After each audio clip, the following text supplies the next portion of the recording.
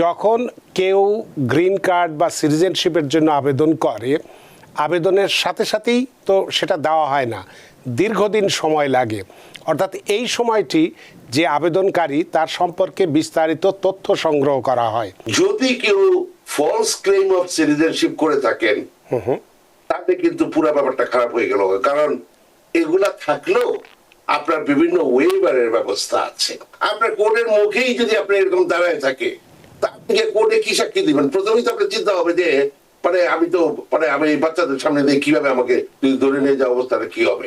যে কেউ যেখানেই পৃথিবীর যে প্রান্তেই হোক, বিশেষ করে যদি তার শুধু যে তার নেটিভ কান্ট্রি তাই নয়, যে কোনো দেশেই যাক না কেন, সেখানে যদি কেউ যে কোনো অন্যায় করে থাকে বা মিসডিমিনার, ফ্রড বা প্রতারণা যেটাই করে থাকুক না কেন, যখন কেউ গ্রিন কার্ড বা সিটিজেনশিপের জন্য আবেদন করে, আবেদনের সাথে সাথেই তো সেটা দেওয়া হয় না, দীর্ঘদিন সময় লাগে। অর্থাৎ এই সময়টি যে আবেদনকারী তার সম্পর্কে বিস্তারিত তথ্য সংগ্রহ করা হয়। সেই তথ্য সংগ্রহ করা কালে তার বিরুদ্ধে এই খবরগুলো, সে যতই আমাদের 10,000 দূরে বাংলাদেশের কথাই যদি, যেটা আপনি একটু আগে বলছিলেন যে অনেকেই ফ্রডের কথাই বলেছেন, অনেকেই আছে, তো সেই ধরনের কোনো খোঁজখবর পাওয়াটা এই আমেরিকার ইমিগ্রেশন সিস্টেম যেভাবে আছে সেটা বের করা খুব কঠিন নয়। এবং সেটা বের করলে এখানে এসে হয়তো খুব সাধুভাবেই আমরা থাকি বা যেই থাকুক না কেন, ওই অপরাধের কারণে আমার গ্রিন কার্ডটা বাতিল হতে পারে, বা আমি গ্রিন কার্ড নাও পেতে পারি, বা সিটিজেনশিপ নাও পেতে পারি, বা ডিটেনশনে যেতে পারি। এটাই তো মূল কথা। আমাকে যদি একটু সুযোগ দেন, হ্যাঁ শিওর, আমি আরো একটা মিনিট কথা বলতে চাই। জি। এটা হচ্ছে যে এখন কথা হচ্ছে যে ঠিক আছে ভাই, এটা হলো, এখন করবোটা কি? মানে যে কোনো মানুষেরই তো, আমরা তো শুধু সমস্যা বললে তাদেরকে কাঁদিয়ে দিলাম, এখন অনেকে মন খারাপ করিয়ে দিলাম, এখন এখান থেকে করবোটা কি? মানে এইটা হচ্ছে প্রশ্ন, যে আসল কথায় আসেন, এখন কি করব? যদি কেউ ফলস ক্লেম অফ সিটিজেনশিপ করে থাকেন তাতে কিন্তু পুরো ব্যাপারটা খারাপ হয়ে গেল, কারণ এগুলা থাকলেও আপনার বিভিন্ন ওয়েভারের ব্যবস্থা আছে। এটা নিয়ে এখন আমি কথা বলতে চাই, কিন্তু তার আগে একটা কথা খুব ক্লিয়ার বলে নেই। ফলস ক্লেম অফ সিটিজেনশিপ যদি থাকে, ধরেন কেউ গলা কাটা পাসপোর্ট সমস্ত কথা শোনা যায় না, তো কেউ যদি ইউএস পাসপোর্ট ইউজ করে এখানে আসার চেষ্টা করে, যেটা সত্যি না, কি কেউ এখানে ভোট দিয়েছে, মানে তার অ্যাকশনের মাধ্যমে সে প্রমাণ করার চেষ্টা করছে যে সে ওই citizenship, false claim of citizenship করেছে, এগুলার কোনো ক্ষমা নাই, এগুলার কোনো ওয়েভার নাই। কিন্তু যদি অন্য কোনো ধরনের প্রতারণা থাকে, তখন আপনার যদি কোয়ালিফাইং রিলেটিভ থাকে এবং তাদের এক্সট্রিম হার্ডশিপ হবে এটা প্রমাণ করতে পারেন, তাহলে সেখান থেকে মুক্তি পাওয়ার একটা চান্স আছে। এবং কোয়ালিফাইং রিলেটিভ হচ্ছে বাবা মা বা স্পাউস যাদের গ্রিন কার্ড বা সিটিজেনশিপ আছে, বাচ্চা কাচ্চা কাউন্টার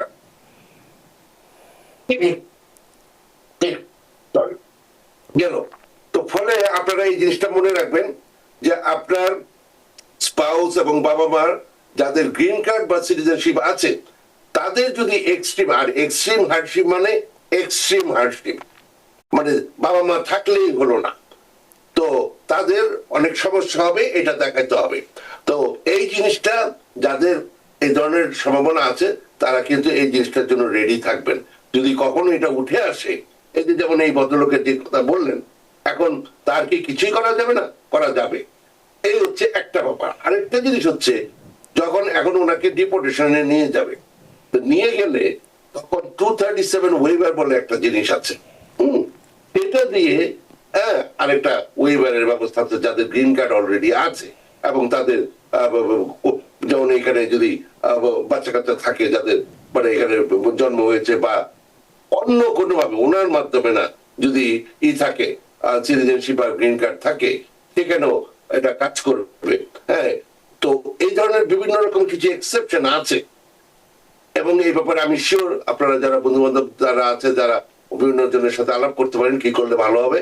কিন্তু এখানে একটা শেষ কথা না, যদি এই ধরনের থাকে কিছু এক্সেপশন ছাড়া, যেমন সিটিজেনশিপের যদি ব্যাপার হয় তাহলে হবে না, অন্য কোনো ভাবে হলে আপনাদের এখনো, যেমন এই যে ভদ্রলোক, এরকমের কত যে মানুষ এরকম ধরা পড়ে আছে, তখন আপনারা কি করবেন যাদের পরিবারবর্গ এরকমের কষ্টে আছে, তাদের বাবাকে নিয়ে গেছে, তাদের মাকে নিয়ে গেছে, ভাইকে নিয়ে গেছে, তারা একদম হতাশ হবেন না। তারা আপনাদের যারা বন্ধু বান্ধবরা আছে তাদের সাথে কথা বলেন, হ্যাঁ হয়তো একটা কোনো ব্যবস্থা হয়ে যাবে। ধন্যবাদ। অনেক ধন্যবাদ প্রিয় দর্শক।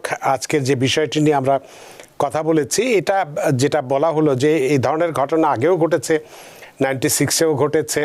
তবে এখন যেহেতু সময়টা একটু খারাপ, যে সবাই আমরা মনে করছি যে ইমিগ্রেশন ব্যবস্থাটা একেবারে যাচ্ছে তাই অবস্থা হয়ে আছে, এবং প্রতিনিয়তই দেখা যাচ্ছে যে আইস বিভিন্ন জায়গায় হামলা দিচ্ছে, মানুষজনকে ধরছে, এবং প্রেসিডেন্টও বিভিন্ন স্টেটে আর্মি দিচ্ছে, ইত্যাদি ইত্যাদি ইত্যাদি, যে আমাদেরকে যারা অপরাধ করেছে, যারা অপরাধ করেনি তাদের জন্য কোনো শঙ্কার কারণ নেই, যারা অপরাধ করেছে সেই অপরাধীকে ধরবার জন্যে হয়তো এই অবস্থাগুলো সৃষ্টি হচ্ছে। এবং তাতে করে যেটা হয় যে আপনার ভাত খেতে গেলে সব ভাত তো আর আমাদের পেটে যায় না, দুই একটা ভাত পড়েও যায়। সেই হিসেবে দেখা যাচ্ছে যে খারাপ লোকের সাথে দুই একটা ভালো লোকও হয়তো সাময়িকভাবে অসুবিধায় পড়ছেন। তো এটা নিয়ে ভাববার আসলে কিছুই কারণ নেই, যেটা বলা হলো, এবং সেক্ষেত্রে কি করণীয় আছে সেটাও বলা হয়েছে। আশা করি আজকের এই বিষয়টি আপনাদের কাছে পরিষ্কার হয়েছে। আমরা আমাদের দ্বিতীয় আলোচনায় যাব। আপনি আমাকে একটু সুযোগ দিলে আমি একটু অ্যাড করতে চাই। এই যে আপনি কথাটা বললেন যে বিভিন্ন জায়গায় হানা দিচ্ছে, জি, আপনি আরেকটা কথা জানাতে পারেন, যেহেতু এটা আগের থেকে রেডি হলে ভালো লাগবে। জি, এই যে কোর্ট কাছারিতে আমরা যাই, শুধু কোর্টে না, ইন্টারভিউতে, ওখানে যাওয়ার মুখে মুখে, মানে এমন না যে বিল্ডিং এর সামনে, আপনার ফ্লোরে ফ্লোরে মাস্ক পরা, হ্যাঁ, সেই ক্যামোফ্লেজ দেওয়া এরকমের যে আইসের যে সবল যে লোকজন, মানে ড্রেস পরা লোকজন, সিভিল ড্রেসেও থাকে।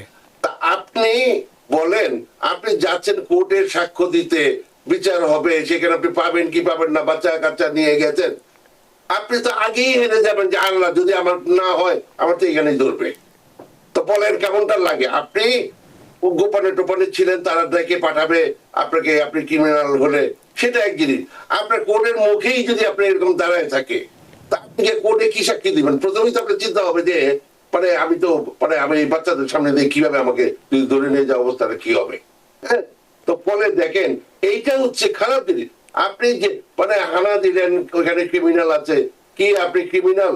ওখান থেকে জাজের অফিস থেকে ফোন করলো, কি গভর্নমেন্ট লয়ার ফোন করলো, তারা আসলো, কিন্তু একবারই সামনে দাঁড়ায় আছে, কেমনটা লাগে? হ্যাঁ, তো ফলে এটা অত্যন্ত খুব একটা খারাপ একটা কাজ হচ্ছে। এই যে ফ্যামিলি নিয়ে মানুষজন যাচ্ছে, আগেই দেখতেছে দাঁড়ায় আছে, মানে তারা তো মানে এমনি তো কোর্টে হেরে যাবে, আমার তো মনে হচ্ছে।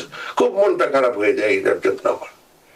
না, সেটাই আমরা দেখলাম যে আমাদের নিউ ইয়র্ক সিটিতেও বা মিশিগানেও ন্যাশনাল গার্ড মোতায়েনের চেষ্টা চলছে, গভর্নর এবং প্রেসিডেন্টের সাথে কথাও হচ্ছে।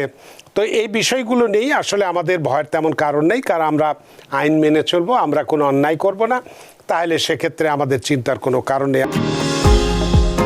নিউ ইয়র্ক থেকে সম্প্রচারিত TVN 24 টেলিভিশন বিশ্বজুড়ে বাঙালির কণ্ঠস্বর।